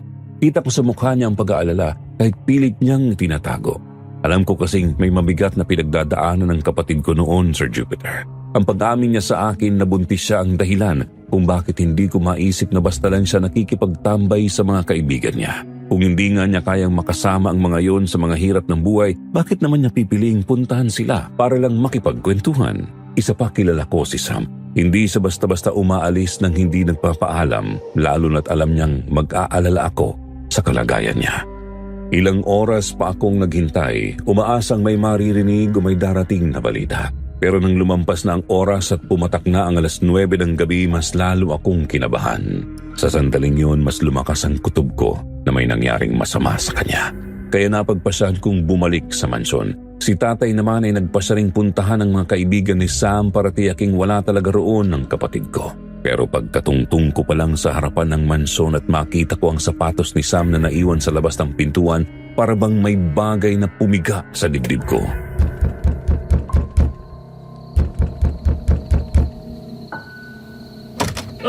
Iho, bakit napabalik ka? Mang Enan, nasa loob po ang kapatid ko, si Sam. Ano ka mo? Si Sam po. Kasama ko po siya kaninang umaga nang pumunta ako rito. Pero hanggang ngayon, hindi pa rin siya nakakauwi. Gusto ko po sanang tingnan muna kung nandyan pa siya sa loob. Pasok ka, Iho. Hindi ko nga lang alam kung anong tinutukoy mo. Hindi ko naman nakikita dito si Sam dito sa mansyon. Sigurado po ba kayo? Kasama ko po siya kanina At saka, nasa labas pa rin po ang sapatos niya, Mang Enan. Nakakapagtaka naman kung ganon. Pero halika, subukan natin siya hanapin. Baka naman naliligaw ng kapatid mo dito sa mansyon. Yun nga rin pong iniisip ko Baka po hinahanap niya ako kanina tapos kung saan-saan na siya nakarating. Kahit ako nga po kanina muntik na rin maligaw. Halika, bilisan na lang natin ang paghahanap dahil parating na sila Label at Sunny. Baka mapagalitan pa tayo pag nalaman na pinapasok niyo si Sam nang hindi muna nagpapaalam sa kanila. Nagmamadali po kasi kanina si Ate Label Dito tayo sa pasilong ito muna. Ang mabuti pa, maghiwalay na tayo para mas mabilis ang paghahanap. Sige po.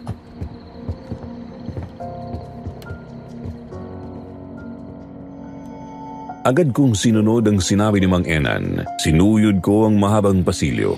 Sa bawat takbang ko roon, sunod-sunod ang mga malalaking pintuan na nadaanan ko.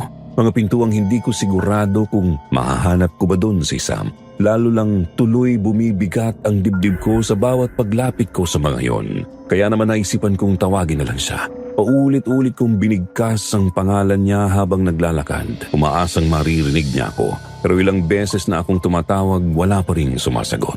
Tanging ang sarili kong yabag at ang katahimikan ng pasilyo ang naririnig ko at mas lalong nagpapalakas sa kutob kong may hindi magandang mangyayari sa mga oras na yon.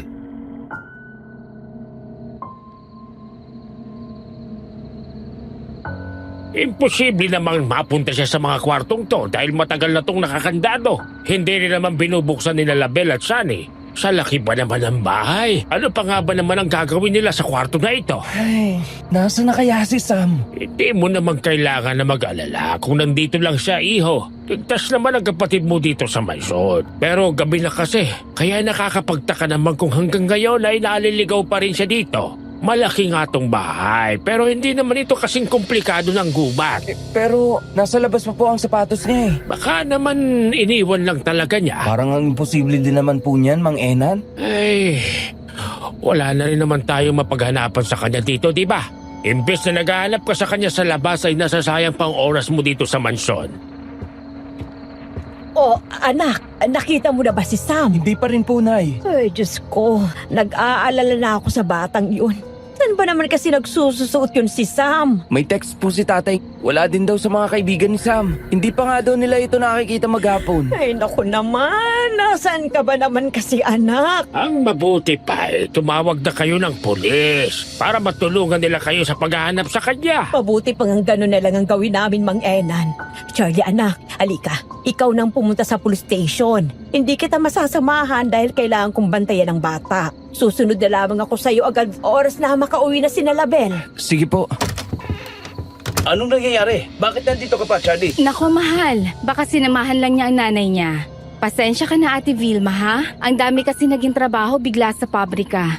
Kumusta na pala ang baby ko? Tulog na siya sa kwarto, Label. Nako salamat naman. O siya, paalis na ba kayo? Oo eh. Nawawala kasi si Sam. Kailangan namin siyang hanapin. Si Sam? Bakit? Paano siya nawala? Kanina po kasi isinama ko po siya dito. Pero nagmamadali po kayo. Hindi ko na po sa inyo napagpaalam kung pwede siyang magstay dito habang nagtututor ako sa taas. Talaga ba? Nako, hindi ko malang siya napansin kanina sa pagmamadali ko. Kung nawawala ang kapatid mo, bakit nandito ka pa? Dito ko po kasi siya iniwan kanina. Pag-akyat ko po sa taas, hindi ko na siya nakita ulit. Akala ko naman ay umuwi na siya sa bahay. Pero wala naman siya doon pag uwi ko. Baka naman umalis na siya. Hindi ka lang niya nabala kanina sa session ninyo ni Ashley. Pero nasa labas pa rin po kasi ng mansyon ang sapatos niya eh. Ano? Ibig mo bang sabihin ay dito nawawala si Sam sa loob ng mansyon? Aba, imposible naman yata yan, Charlie. Malaki nga itong bahay, pero hindi naman siguro ganun kahirap na makalabas kung naligaw man siya kanina. Di bale na po. Tatawag na lang po kami ng pulis para makahingi ng tulong. Teka, hindi pwede. Bakit po? Hindi kami pwedeng masangkot sa ganyan dahil hindi pa nagbibigay sa amin ng titulo ng bahay na ito. Sandali, anong kinatatakutan ninyo? Hahanapin lang naman namin ang anak namin at saka hindi rin naman sigurado kung nandito nga siya. Tutulungan na lang namin kayong hanapin siya. Hindi pwedeng madawit ang mansyon na to sa mga pulis. Pag nangyari yon, babawiin sa amin ito ni Doña Vera. Nalinti ka na. Nandito na si Doña Vera. Ano? Teka, huwag kayong magsasalita ng kahit ano ha? Huwag na huwag ninyong babanggitin si Sam. Naiintindihan nyo? Magandang gabi po, Doña Vera. Magandang gabi po, Doña. Sana po ay nasabi ninyo na uuwi po kayo para naman nasundo namin kayo sa airport. Naku, hindi na kailangan, Label. Sandali, mukhang may mga bisita kayo. Si Ate Vilma nga po pala. Siya po ang yaya ng anak namin ni Sunny. Si Charlie naman po, anak siya ni Ate Vilma at siya naman ang tutor ni Ashley. Ganun ba? Gabing-gabi na kayo. Dito rin ba sila natutulog? Hindi po, Doña. Galing po kasi kaming pabrika kaya nakiusap kami. Nabantayan nila ang anak namin hanggang hindi pa kami nakakauwi. Maupo ho muna kayo, Doña. Salamat. Ang totoo niya ni isang linggo lang naman ang bakasyon ng pamilya ko dito sa Pilipinas. Noong isang gabi pa rin ako nasa Maynila kasama ang mga anak ko. Sadyang bumiyahe lang ako ngayon para makita muli sa huling pagkakataon itong mansyon. At saka, para na rin ibigay sa inyo ang titulo. Nako, maraming salamat po, Doña Vera. Wala yun. Pasensya na rin at natagalan ang proseso ng mga papeles. Wala pong problema, Doña Vera. Maraming salamat po.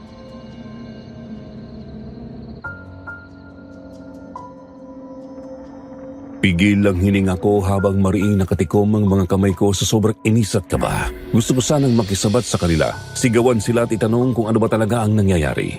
Gusto ko nang umalis na lang, Sir Jupiter, para hindi na marinig ang mga salitang pakiramdam ko ay wala namang saysay.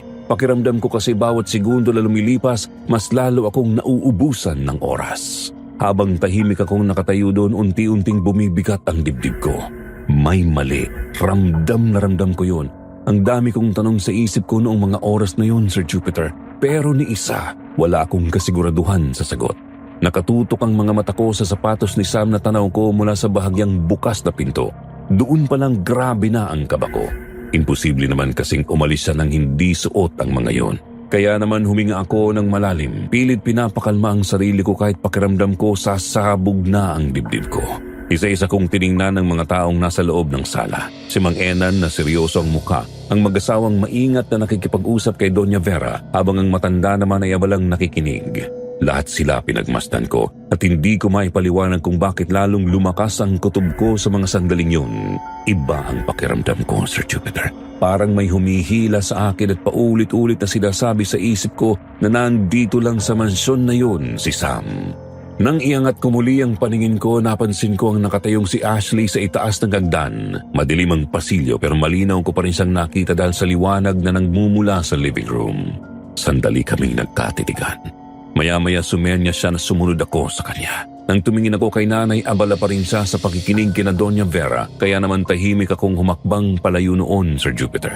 Dahan-dahang umakyat sa hagdan, dala ang kaba at takot na lalo pang bumibigat sa bawat hakbang ko nang maalala ko ang sinabi ni Ashley sa akin tungkol sa halimaw sa mansyon.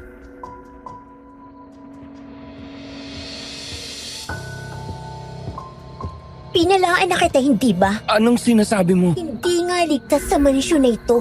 Ano bang hindi mo maintindihan doon? Bakit mo ba kasi sinasabi yan? Ano patunay mo? Mag-aalas 12 na ng gabi, Charlie. Halika. Sandali.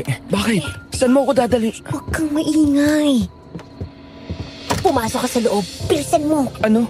Sandali, Ashley. Baka magalit ang papa mo pag nakita niyang pumasok ako dito. Wala na tayong oras para isipin pa yan. Bilis, pasok na. Dun sa ilalim ng kama. Sumuot ka, bilisan mo. Ano? Teka, sandali. Bakit mo ba ako...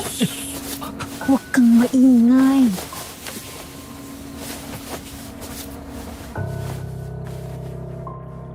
Wala akong kaalam-alam sa mga ginagawa ko noong araw na yon, Sir Jupiter. Ang alam ko nang sinunod ko ang utos niyang tumahimik. Para bang kusa na lang gumalaw ang katawan ko habang ang isip ko ay lutang sa kalituhan. Basta tanda kong magkatabi kaming nakasiksik sa ilalim ng kama niya. Ramdam ko ang bigat ng kaba sa dibdib ko habang inaabangan kung ano ang susunod na mangyayari. Hindi nagtagal, biglang pumukas ang pinto. Pumasok ang isang tao. Sir Jupiter, malinaw na malinaw sa pandinig ko ang lagatok ng itim niyang sapatos sa sahig. Mabagal ang mga hakbang niya, parang sinasadya. Ilang sandali niyang nilibot ang buong kwarto na parang may hinahanap. At habang nasa ilalim kami ng kama at tahimik na pinapanood siya doon, may kung anong bigat sa presensya niya na lalong nagpalamig sa balat ko. Gusto kong silipin at alamin kung sino siya, pero hindi ko nagawa. Masyado kaming nakasiksik sa pinakadulo ng kama noon, Sir Jupiter. Takot din akong gumawa ng kahit bahagyang galaw dahil baka marinig niya kami. Kaya nanatili akong tahimik at hindi kumikibo habang pinipigil ang paghinga ko. Nang akala ko hindi na siya lalabas, bigla kaming nakarinig ng tunog na parang may nabasag na gamit. Malakas yun, pero malayo. Palagay ko ay galing sa sala. Dahil doon biglang nagmadali ang lalaki. Lumabas siya ng kwarto ni Ashley na halos patakbo at nakalimutan pa niyang isara ang pinto. Ilang segundo pa kaming nanatiling nakahiga sa ilalim ng kama. Tila pareho kaming natulala. Nang makasiguro si Ashley na wala nang ang tao, sakalang kami gumalaw. Lumabas kami mula sa ilalim. Nanginginig pa nga ang mga tuhod ko noon, Sir Jupiter. Nang magtatanong pa lang sana ako kung sino ang pumasok, bigla niya akong hinila ng walang sabi-sabi. Wala na rin naman akong nagawa noon kundi ang sumunod sa kanya hanggang makarating kami sa pantry. Akala ko doon na kami titikit. Pero bigla siyang lumuhod at may inalis sa ilalim ng isang aparador. Sa lakas ng tulak niya, gumalaw yun at tumambad sa akin ang isang pinto.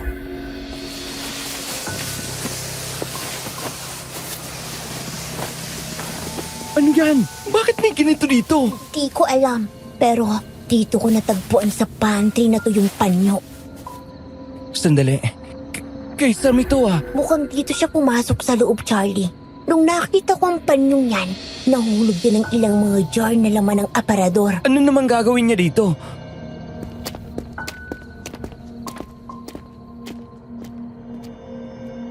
Dahan-dahan akong humakbang papasok sa loob ng pintuan. Pagpasok ko pa lang, agad akong sinalubong ng isang makitid at madilim na pasilyo na hindi ko alam kung saan patungo. Sumunod si Ashley sa likod ko at maingat na isinara ang aparador. Kita kong hindi naman niya itutuloy ang isinara. May pinasok siyang manipis na bakal sa pagitan ng pinto at dingding para siguradong hindi kami malak sa loob. Habang tinatahak namin ang pasilyo, Sir Jupiter, hindi ko mapigil ang kilabutan. Ramdam ko ang lamig sa paligid, pati ang bigat ng katahimikan.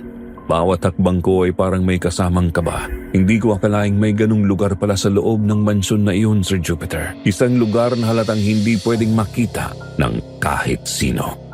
Ilang hakbang pa lang kami nang biglang bumukas ang ilaw. Napahinto ako at napasinghap sa gulat. Sa pader na nasa kaliwa ko, Sir Jupiter, malinaw kong nakita si Mang Enan. Siya mismo ang nagbukas ng switch ng ilaw sa pasilyong papunta sa pantry. Sinubukan ko naman siyang tawagin noon. Tanda kong ilang beses ko pa siyang sinubukang tawagin hanggang sa naging pasigaw na ang boses ko. Pero wala. Tuloy-tuloy lang siyang nagbubukas ng mga ilaw sa daraanan niya at sa bawat ilaw na bumubukas unti-unti ring lumiwanag ang pasilyong kinalalagyan namin.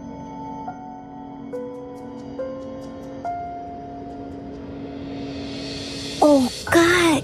Nakikita natin si Mang Enan pero hindi niya tayo napapansin. Mukhang ang pader sa mansyon na ito ay may sikretong silid para makita ang nangyayari sa loob ng mansyon. Sinasabi ko na nga ba, may kakaiba talaga sa mansyon na ito. Kuya, Sam? Sam, anong ginagawa mo rito sa loob? kuya, paano ka nakapasok dito? Bakit ka pumasok dito? Baka lalo tayong hindi makalabas dito. Ibig sabihin nakulong ka dito? Hindi ko naman sinasadyang mapunta rito, kuya. Nung naiwan kasi ako sa sala, bigla akong napansin na parang may tao sa may kusina. Ang tingin ko talaga si Jay ang nakita ko eh. Pero nung sinundan ko siya, hanggang sa nakarating na lang ako sa pantry, hindi ko pa rin siya nakikita. Paano ka nakapasok dito? Bukas sa Jay yung aparador nang pumunta ako sa pantry. Pero pagpasok ko, biglang sumarado yung pintuan mula sa labas. Tapos kahit anong gawin ko pagtulak, hindi na ako makalabas. Hindi magsasara ng kusa ang aparador kung hindi ka sinadyang ikulong dito sa loob, Sam. Ano? Pero, sino naman ang gagawa nun sa akin? Yan ang kailangan nating malaman. Ibig sabihin, maghapon kang nasa loob ng secret room na ito at nakikita mo rin kami? Oo, ilang beses na rin akong sumubok na sumigaw o kalampagin ang salamin ng pader na to. Pero walang nakakarinig sa akin. Nakakamangha. Pero, para saan kaya ang silid na to? Bakit may ganito dito? Hindi ba dapat ikaw ang may alam niyan, Ashley? Kumpara sa amin, ay ikaw ang araw-araw nakatira dito. Baguhan lang din naman ako, Charlie. At saka isa pa, bihira akong lumabas ng kwarto. Pero dati pa lang, nararamdaman ko nang may kakaiba sa lugar na to. Hindi nga ako nagkamali. Sandali, kuya. May kailangan kayong makita. Sumunod kayo sa akin. Halos nilibot ko na yata ang buong pasilyong ito. At lahat ng sulok ng mansyon ay makikita mo mula rito. Pero ito, tingnan nyo. May mga gamit sa pating to at hindi lang yun. May mga kadena rin at mga bakas na hindi ko maintindihan kung dugo o putik. Ano ba yan? Baho ng amoy. Ano to? Parang laway? Pero kuya, hindi yan ang tanong eh. Kundi bakit naman magkakaroon yan dyan? Isa lang ang ibig sabihin nito. May nakatira sa silid na ito, Sam. At kung sino man yun, mukhang may galit siya sa mga taong nakatira dito. Paano mo naman nasabi, Ashley?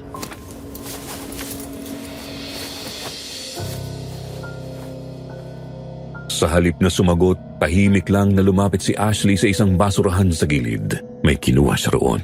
Isang OP plastic na puno ng maliliit na babasaging bote. Nang silipin ko ang laman, bumigat agad ang pakiramdam ko. May label na formalin ng mga walang lamang bote at kasama pa doon ang ilang ginamit na syringe. Nanginig ang kamay ko habang yumuko naman ako at sinimulang tingnan ang iba pang mga kalat sa sahig. May isang bag doon na mukhang minadaling itago. Binuksan ko yun at doon ko nakitang mas marami pang gamot, iba't ibang klase. May mga walang label, may mga bote na kalahati na lang ang laman, pati na rin ang sandamakmak na mga syringe. Akala ko doon na matatapos ang pagkabigla ko, Sir Jupiter. Pero hindi pa pala. Dahil sa pagkakalkal ko, biglang tumama ang paningin ko sa isang telang itim na nakatakip sa isang maliit na whiteboard na nakasandal sa pader. Parang may humihila sa dibdib ko habang tinuturo ko iyon kay Ashley na siya mismong lumapit at dahan-dahang hinila ang tela. Pagkahila niya para akong nawalan ng hininga. Sumalubong sa amin ang mga larawan, mga litrato ng bawat taong nasa loob ng mansyon ng mga oras na iyon. Nandoon ang larawan ni Ate Label, ni Nanay, ni Sam, ni Ashley, ni Doña Vera at pati na rin ang akin. Parang sinadya ang ayos ng mga larawan. Lahat sila magkakadikit sa gitna ng board. Ngunit sa isang sulok hiwalay at tila inilayo, naroon ang litrato ni Mang Enan, Kuya Sunny at pati na rin si Tatay. Sa itaas naman ng lahat ng larawan, malinaw na nakasulat ang isang petsa, eksaktong araw kung kailan kami lahat ay naroon sa mansyon, Sir Jupiter. Wala mang paliwanag kung ano ang ibig sabihin ng lahat ng yon, iisa ang malinaw. Kung sino man ang gumawa noon, matagal na kaming minamanmanan at may gustong mangyari sa araw na yon.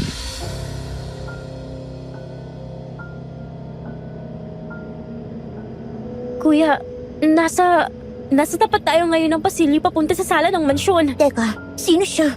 Sino yung lalaking yan? At bakit nasa loob siya ng mansyon? Jay, Anong ginagawa niya rito? Kilala niyo siya? Siya ang nagpasok sa akin sa trabaho dito sa mansyon. anong ginagawa mo rito, Jay?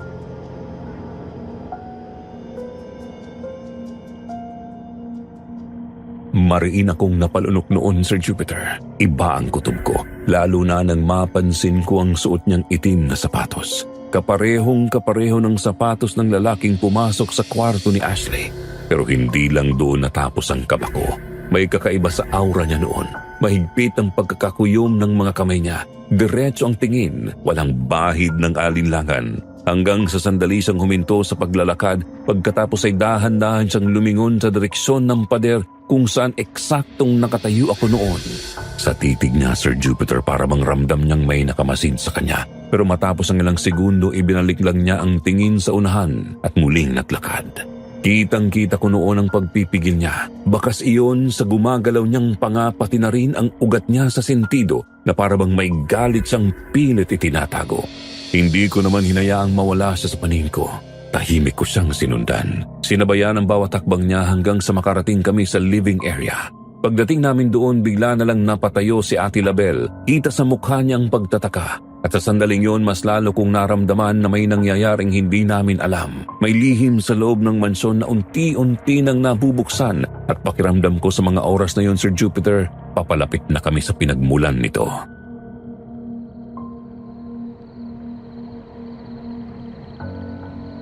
Jay, anong ginagawa mo dito? Paano ka nakapasok? Anong ibig sabihin nito? Label? Nagpapapasok kayo basta-basta ng kung sino-sino sa mansyon? Hindi po, Doña Vera. Hindi ko alam kung paano nakapasok si Jay. Sandali po. Hanggang dyan ka lang. Ano pinagsasabi mo, Jay? Lumabas ka nga ng mansyon na ito. Sino ba nagsabi sa'yo na pwede kang pumasok dito nang hindi nagpapaalam? Hindi porke nagtitiwala kami sa'yo, ay may karapatan ka na maglabas-masok sa mansyon na ito. Anong nakakatawa? Ay, ang tagal kong hinintay ang araw na to. Pero kulang pa rin kayo. Anong ibig mong sabihin? Ano pa ba? Nasaan ba kasi ang asawa mo, Tita Vilma? Hindi pwedeng magsimula ako nang wala siya dito. Bakit hinahanap mo ang asawa ko? Napakaraming tanong. Alam mo, imbes na sinasayang mong oras ko, ay tawagan mo na lang ang magaling mong asawa at papuntahin mo dito. Iho, lasing ka ba? Ang mabuti pa umuwi ka na sa inyo. Huwag kang manggulo dito. Pep, huwag mo akong hawakan, Mang Enan. Huwag din kayong lalapit sa akin. Ano bang problema mo, Jay? Lumabas ka na kung ayaw mong tumawag pa kami ng mga pulis para ipakaladkad ka palabas. Ang gagaling nyo rin, ano? Wala kayong kaalam-alam sa mundo? Ano bang hinihintay mo, Edan? Kalad ka rin mo na palabas ng batang yan! Manahimik ka! Isa ka pang matanda ka eh! Kung sana una pa lang tinanggap mo na ako, hindi naman ako magtatanim ng galit sa'yo. Jay, ano bang pinagsasasabi mo? Hindi nyo alam? Bakit hindi mo sabihin sa kanila, Doña Vera? Sabihin mo kung paano mo pinagtabuyan ang sarili mong apo. Hindi kita apo! Huwag kang masyadong ambisyoso, iho! Oo nga naman. Paano mo naman akong ituturing na apo kung hindi mo itinuturing na anak ang ina ko? Hindi ko alam ang sinasabi mo! Nababaliw ka na! Kayo ang nababaliw. Mga baliw sa pera, sa yaman, sa mansyon na mas magandang tawaging impyerno. Sobra ka na, Jay! Umalis ka na dito! Huwag mong pinagsasalita na ganyan ng Donya! Isa ka pa, Sunny. Akala mo kung sinong malinis? Pero isa ka sa mga lumabastangan sa ina ko. Anong pinagsasasabi mo, iho? Hindi naman namin kilala ang nanay mo. Kayong lahat! Parang kinalimutan nyo na lang ang ginawa nyo sa nanay ko. Kahit ikaw, Doña Vera. Ang taong dapat natutulong sa kanya noon. Pero anong ginawa mo? Pinabayaan mo siya. Hindi ko alam ang sinasabi mo! Hindi mo alam? Hindi mo alam? Hindi mo alam kung paano ikinulong ng asawa mong nanay ko? 3 taon lang ako noon. Pero kitang-kita ko kung paano nyo hinayaang dalhin ang asawa nyo si nanay sa silid niya para pagsamantalahan. Hindi totoo yan! Totoo ang lahat ng yan. O hindi mo lang matanggap dahil alam mong ikaw ang rason kung bakit nawala bigla si nanay, hindi ba? Umalis si Carol dahil nakita na niya ang kasintahan niya at sumama siya doon. Naniwala ka naman! Doña Vera, pwede ba? Huwag kang magsinungaling! Alam kong alam mo matagal nang nilalapastangan ng asawa mo ang sarili mong anak. At alam kong may hinala kang anak ako mismo ng anak mo at ng asawa mo. Hindi ba kaya nung bumalik ako, hindi mo ako magawang matanggap? Kaya paulit-ulit mo akong itinanggi. Hindi ako pwedeng maniwala na lang basta-basta. Kung gagawin ko yon, ay maraming pwedeng manamantala ng yaman ko para magpunwari. Walang hiyang yaman yan! Mas uunahin mo pa talaga yan kumpara sa katotohanan? Ano bang klase ng puso meron ka, Doña Vera? Itong mansyon na naging kalbaryo ng ina ko, itinuturing mong kayamanan. Ipinamana mo pa sa mga walang kwenta mong katulong. Sabihin mo nga sa akin, bakit kailangan kitang kawahan ngayon? Tama na ito! Manginan, tulungan mo ko. Kalad ka rin natin palabas ang batang yan. Sinabi mo,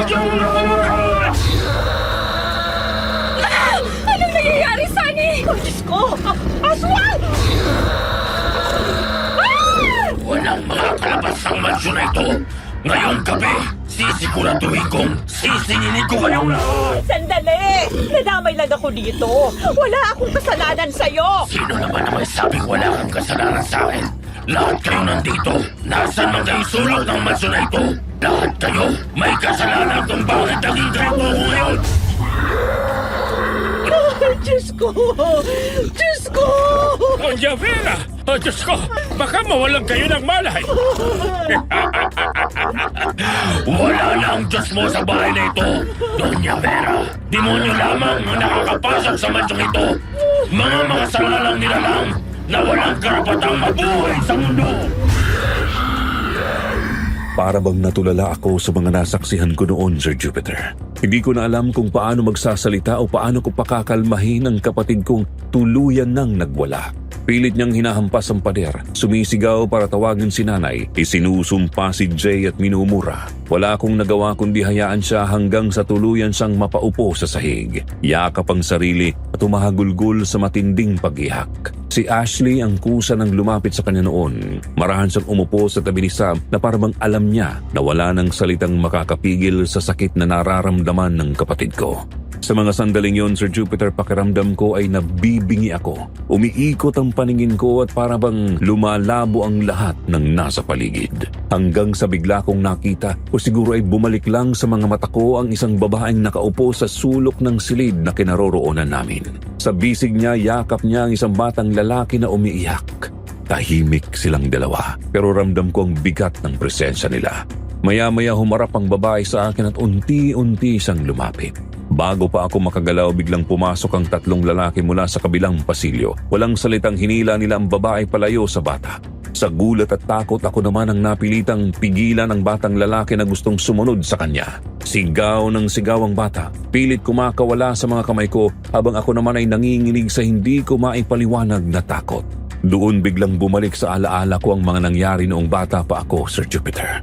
5 taong gulang pa lang ako noon. Tanda ko kung paano kami laging pumupunta ni tatay sa mansyon. Ang sabi niya may trabaho raw siyang kailangang tapusin doon. Kapag nagtagumpay daw siya, magiging sa amin na ang mansyon. Doon din nagsimula ang pagkahumaling ko sa lugar na yon. Ang tanda kong sabi pa niya na para raw makatulong kay tatay sa ginagawa niyang trabaho, may isang bagay akong kailangang gawin. Kailangan kong pigilan ang batang lalaki na makalapit sa babae tuwing kukunin na siya. At kahit na matagal nang nakalipas, hindi ko malilimutan kung sino-sino ang mga kalaban ni tatay noon sa pag-angkin ng mansyon. Walang iba kundi si Mang Enan at Kuya Sunny na ngayon ko lang naintindihan na siya palang nagwagi sa larong yun. Hindi lamang yun, Sir Jupiter, dahil sa tuwing nagaganap ang mga sandaling yun, lagi kong nakikita ang isang matandang lalaki. Nakatayo siya sa labas ng pader pero malinaw ko pa rin siyang nakikita. Bagya siyang nakangiti, nakatitig lang sa akin na parabang nakikita din niya ako. Papa, shit! Kailangan ko lumabas. Tara na kuya, lumabas na tayo dito. Lumabas na tayo, dalhin natin sila dito. Ligtas sila dito. Ano ba, Charlie? Wala na tayong oras. Kuya, ano bang nangyayari sa'yo? Ha? Umaatake na ang aswang. Kailangan nating madala dito si nanay. Shit, tara na! Jay! Ako ang harapin mo! Oh, Diyos ko! Anak ko! Nay, tara po. Sumunod kayo sa amin. Dito po ligtas tayo. Bilisan niyo pa! Ano pang hinihintay ninyo? Sandali! Ang anak ko nasa kwarto ko siya! Simulat na kayo kay Sam. Ako nang bahala sa kapatid ko. Hindi, ako ang kukuha sa kapatid mo. Samahan mo ang ina mo. Saan ka naman pupunta, Kuya Sunny? Hindi naman pwedeng ikaw pa ang makakaligtas dito! Hayop ka! Halimaw ka! Bitawan mo ang asawa ko! Jay, ano ba? Sinabi ko ang harapin mo! Lumingon lang sandali sa akin noon ang halimaw, Sir Jupiter. Saglit lang kaming nagkatitigan bago sa dahan-dahang ngumiti. Isang ngiting hindi ko kailanman makakalimutan. Kasunod noon, bigla niyang sinakmal ang ulo ni Kuya Sunny. Sa laki at tatalim ng mga ngipin niya, parang isang kagat lang yun, at dinig na dinig ko ang kanyang nakakakilabot na pagmuya. Malakas na napasigaw sa takot si Ashley. Agad naman siyang hinila ni Sam papunta sa pantry para tumakas, pero bigla rin siyang kumawala at tumakbo pabalik sa kabilang silid para kunin ang naiwan niyang kapatid. Paglabas niya roon, naroon na si Mang Enan. Hinihintay na lang niya sana na makapasok sa secret room, pero huli na ang lahat. Inabutan na rin sila ni Jay. Walang hirap niyang sinunggaban si Mang Enan. Nilapa ito na parang isang prutas lang na kinagat at kinakain niya. Naiwan kami ni Ashley kasama ang sanggol niyang kapatid. Nanginginig sa takot, hindi makagalaw, habang nakatingin sa halimaw na nagpapakasasa sa katawan ni Mang Enan. Wala akong marinig kundi ang sarili kong paghingat ang tunog ng pagkagat niya noon, Sir Jupiter. Saglit akong napalingon sa malalaking kortinang nakasabit sa bintana. Parang sabay naming naisip ni Ashley ang parehong bagay. Tumakbo kami papunta roon at hinilang magkabilang gilid ng kortina. Pagkatapos noon, paikot-ikot kaming tumakbo sa malawak na sala habang naiwan sa gitna ang aswang. Litong-lito sa ginagawa namin. Tay, umalis ka na! Tumakbo ka na! Bakit? Sa wakas, kumpleto na rin ang mga salarin. Ano yan? Bitiwan mo kung halimaw ka! Anak! Tulungan mo ako, anak! Jay! Bitawan mong tatay ko! Bakit naman kita susundin, Charlie? Katulad ng ama mo, isa ka rin sa taong sumira sa akin. Kaya kahit ikaw, sisiguraduhin kung hindi ka mabubuhay ngayong gabi.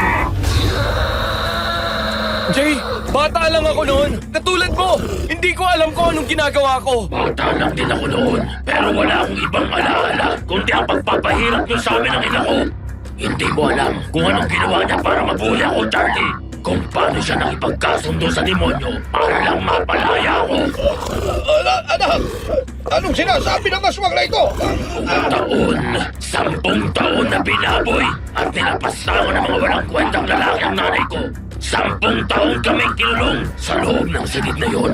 Halos mapaliw habang nakikita namin ang masasayang tao sa labas. Samantalang kami ni nanay, halos araw-araw na nag-aagawang buhay para lang hindi mamatay na sa gutom. Doña Vera, bakit hindi kayo sumama sa loob? Shit! Kasalanan ko lahat. Patawarin mo ako, Apo. Hinayaan ko lang ang lahat. Hindi ko sinasadya. Pasensya na, Doña Vera. Pero matagal ko na ho kayong binigyan ng pagkakataon na sabihin yan. Pinalampas nyo lahat yun. Kaya wala na kayong makukuha ang awa sa akin. Patay! Diba? At hilig yung paglaruan ang mga inosenteng buhay. Ngayon, kayong mga makasalanan ang paglalaruan ng mga inosente. Hindi ba, Charlie? Ashley? Anong ibig mo sabihin? Huwag mo nang idamay si Ashley dito, Jay. Wala siyang kinalaman sa nangyari sa'yo. Kung sa bagay, wala naman talaga. Kaya nga ilang beses na kitang sinusubukang sundan, Ashley. Dahil oras na malaman mo ang totoo, alam kong magbabagong isip mo at kakampi ka sa akin. Anong sinasabi mo? Kapatid kita, Ashley. Alam mo bang ikaw ang rason kung bakit ang pamilya mo ang nakakuha ng malaking premyo na ito? Kung bakit kayo ang nakatira sa mansyon na hinahangaan ng lahat? Paano? Hindi kita maintindihan. Hindi ako naniniwala sa'yo. Bakit hindi? Maswerte ka nga at nagawa kang maipuslit ni nanay.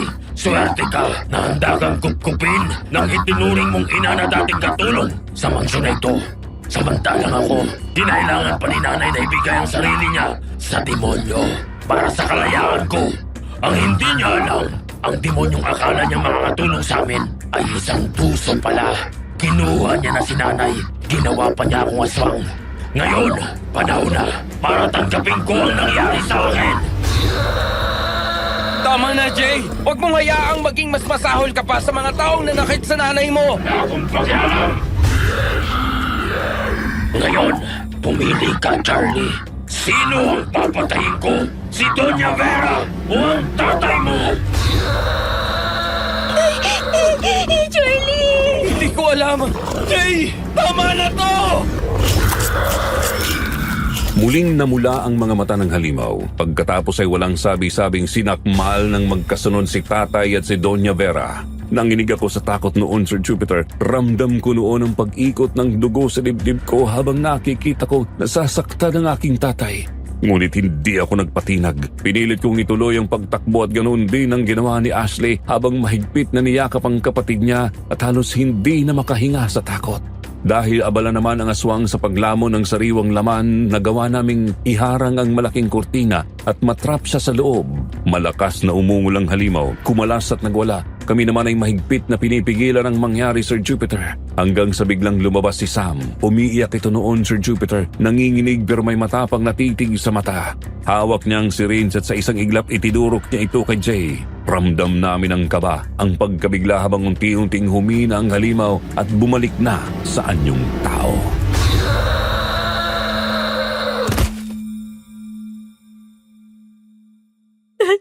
Jay, ano nangyari sa'yo? Sam, Tama na. Napatay mo na sila. Tama na. hindi. Wala na rin namang saysay ang buhay ko, Sam. Halimaw ako. Isa akong aswang. Pero, buntis ako, Jay. At kailangan kita. Ano? Tama na. Maawa ka sa akin.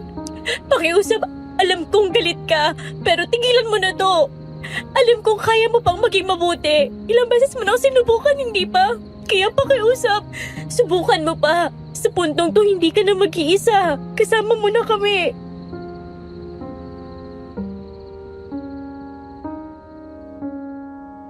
Kita ko noon ang bakas ng pagkadismaya ni Jay sa sarili at makalipas ang ilang araw, mas lalo ko pang napatunayan yun. Sa mismong libing ni tatay, naiwan akong mag-isa sa harap ng puntod niya. Tahimik ang paligid. Ang labig ng hangin ay parabang nagpapabigat lalo sa aking pakiramdam noon, Sir Jupiter. Habang nakatayo roon, hindi ko maintindihan kung bakit bigla akong nakaramdam ng galit kay tatay. Parabang sa puntong yon, naisip ko na lahat ng hirap at kamalasan na dumating sa buhay namin, may kinalaman pala siya. Mas masakit noon ang katotohanang naging bahagi ako ng nangyari. Kahit wala akong kaalam-alam noon at bata pa lamang ako, walang ideya sa totoong nangyari. Hindi ko maiwasang isipin na naging kasangkapan ako sa pananakit at pagpaparusa sa isang musmus na bata. Kaya naman habang nakatayo ako sa harap ng puntod ni tatay, ramdam ko ang bigat ng kasalanang hindi ko sinadya. Kasama na doon ang pagtanggap sa katotohanang ang nararanasan namin ay hindi lang kalupitan ng buhay, kundi isang karma.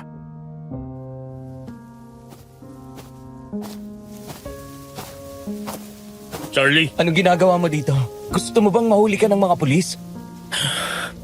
hindi ko naman balak na magtago na lang habang buhay. Kung ganon, anong pinunta mo dito? Alam kong wala akong karapatang hilingin to sa'yo, Charlie. Pero wag mo sanang pababayaan si Sam. Mahal kong kapatid mo, Charlie. Kaya ba sinadya mo siyang ikulong sa silid na yon para hindi siya makalabas at hindi siya madamay? Oo, pero gusto ko ring ipakita sa kanyang rason kung bakit gusto ko na siyang iwan. Hindi ko naman gusto maging masama, Charlie. Ilang beses kong sinubukang pigilan ang sarili ko. Ikinulong kong sarili ko sa silid na yon para hindi ako makaalis. Tuwing magbabagong anyo ako para hindi ako makasakit.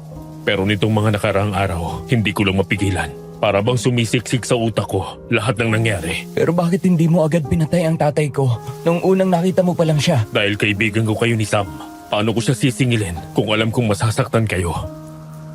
Patawarin mo ako, Jay. Sa lahat-lahat.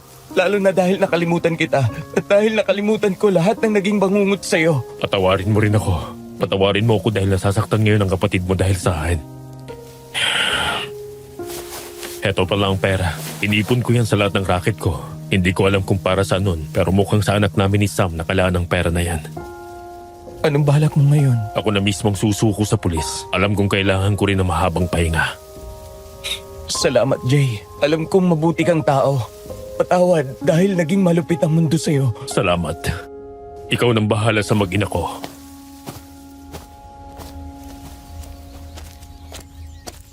Sino yun? May kausap ka ba kanina? Wala yon. Halika na. Nga pala, simula na ng semester next month. Okay lang ba kung ituloy mo pa rin yung tutoring natin? Oo naman.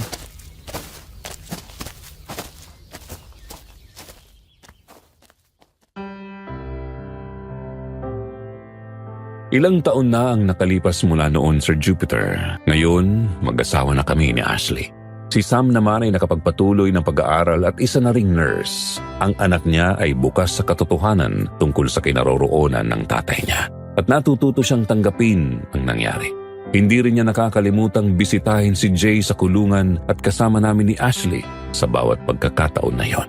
Sa totoo lang, Sir Jupiter, masakit pa rin sa akin na makita siyang nakabilang ko.